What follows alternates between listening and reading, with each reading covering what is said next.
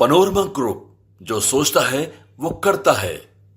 नीतीश कुमार ने जब सदन में महिलाओं को लेकर के बयान दिया था, उसके बाद तेजस्वी यादव बाहर निकले थे और उन्होंने नीतीश कुमार के इस बयान को लेकर के कहा था कि वो एक तरह का ज्ञान दे रहे थे। वो ये बता रहे थे प्रजनन दर को कैसे कम किया जा सकता है। यानी कि पूरी तरह से राष्ट्रीय जनता दल ने नीतीश कुमार के उस बयान पर तोपने का काम किया या फिर पर्दा डालने का काम किया, डिफेंड किया। उसके बाद से ये कहा जाने लगा था कि नीतीश कुमार के इस बयान के बाद से अब कोई प्रतिक्रिया नहीं आएगी और मामला कहीं ना कहीं समझ गई है राष्ट्रीय जनता दल, इसलिए राष्ट्रीय जनता दल अब इस पर कुछ बात नहीं करेगी। लेकिन ये कहानी का एक ही पक्ष था, कहानी तो अभी बाकी थी। यानी कि जिस तरह की बातें अब सामने नज़र आ रही है, तेजस्वी यादव का जन्मदिन भी मन गया और इन सब के बाद अचानक से सामने आए हैं तेजस्वी यादव के सबसे करीबी कहे जाने वाले सुधाकर सिंह। सुधाकर सिंह को मालूम है कि आपको कि नीतीश कुमार और सुधाकर सिंह के बीच में किस तरह की जंग छिड़ी हुई थी। अंततः सुधाकर सिंह पर कार्रवाई होने की बात की, सो कॉज नोटिस दिया गया। लेकिन इन सब में क्या हुआ अभी तक किसी को पता नहीं है। ये संभव भी नहीं है कि नीतीश कुमार के इशारे पर सारी बातें तेजस्वी यादव की टीम करे और ख़ास करके लालू प्रसाद से जुड़े हुए जो मामले हों या उनसे जुड़े हुए लोग हों तो मामला थोड़ा और पेचीदा हो जाता है और कार्रवाई करना थोड़ा मुश्किल हो लगने लगता है।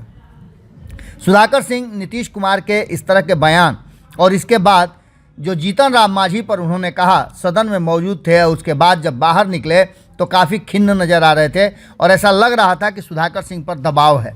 लेकिन सुधाकर सिंह को कितना दिन दबाव में आप रख सकते हैं।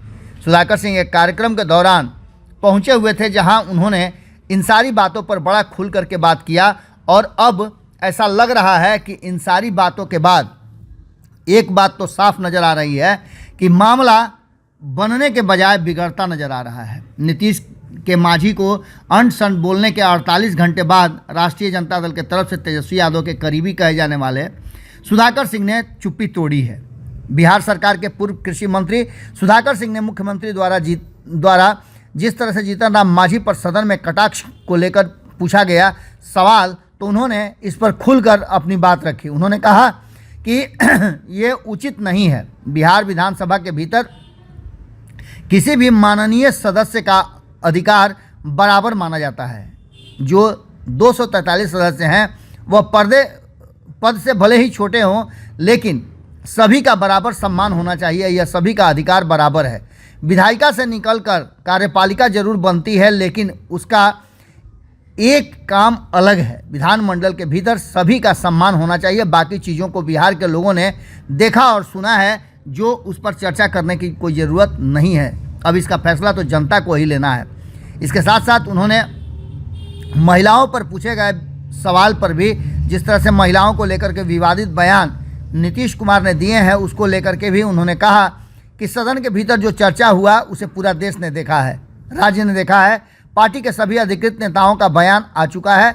उसमें अलग से बयान दर्ज कराने या कोई बात कहने का कोई मायने नहीं बनता है। दिव्यांगजनों के हितों के लेकर के सदन से लेकर सड़क तक संघर्ष की बात करते हुए उन्होंने इन सवालों को पूरी तरह से खारिज कर दिया। खारिज क्या किया, उन्होंने कहा कि जिस पर सरकार ने सहानुभूतिपूर्वक विचार करना चाहिए।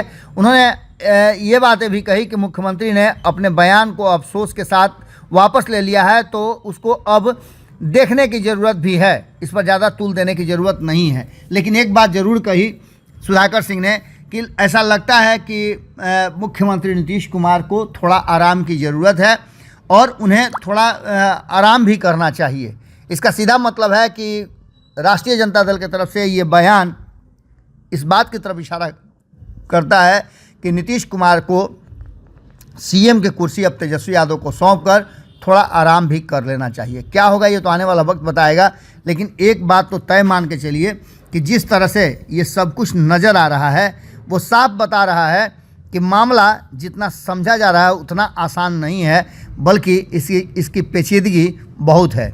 राष्ट्रीय जनता दल की तरफ से इस तरह का बयान आना, आरजेडी के नेता तेजस्वी यादव का जो बयान था उसके जस्ट उलट सुधाकर सिंह का बयान आना इस बात की तरफ इशारा करता है कि राष्ट्रीय जनता दल के भीतर नीतीश कुमार को लेकर के अभी भी इस बात को लेकर संशय है और लोग चाहते हैं कि नीतीश कुमार जल्दी ही कुर्सी छोड़कर तेजस्वी यादव को दे दें। क्या होगा ये तो आने वाला वक्त बताएगा, लेकिन जिस तरह के बयान और जिस तरह की तल्खियां महागठबंधन के भीतर है वो साफ बता रही है कि सब कुछ ठीक नहीं है। पनोरमा ग्रुप, जो सोचता है वो करता है।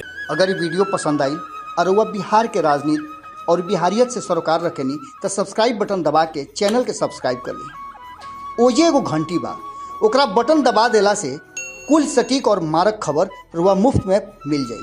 अगर रुआ पत्रकारिता के हमनी के नया प्रयोग में सहयोग कर चाहतानी तो ज्वाइन बटन दबा दी।